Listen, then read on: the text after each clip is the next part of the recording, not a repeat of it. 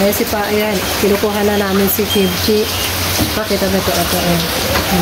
Ayan. Tapos ito na yung manok ni Edwin na kailangan i-save niya. Grabe to. Para bumalik yung 2022 yung kay Paek.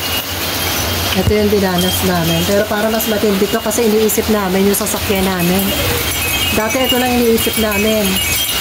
Yung kung paano ka maglilikas ng gamit. Pero ngayon yung sasakyan namin doon.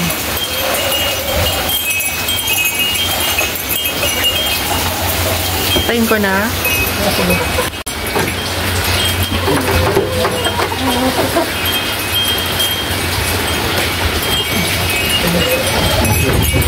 Hindi sabi lalagay. Pulong mo na lang doon.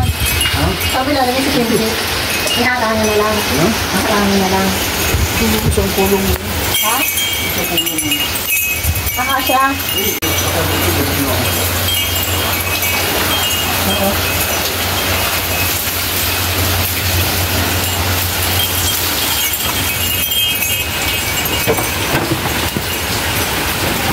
Bakit ko yun? Oo nga.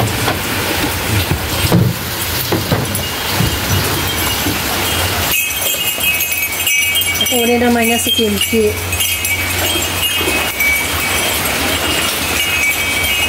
Grabe. Anong oras ba? Anong oras ba? 9:30. 9:30. Dapat ay natutulog na kami.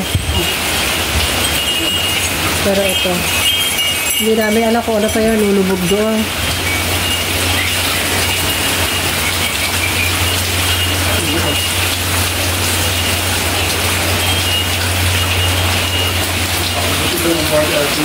May nagkapali sa messenger. Sa akin? Bakit nagkaroon? Ay, kasi meron ano. Ayan na, si Kimchi.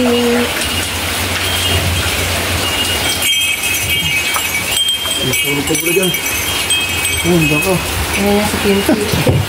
Ayan, patay mo na ito. Ang umaga ko, Christine. Ayan. Yung terrace na natanggal ng mga dekorasyon. Ayan. At ito nga.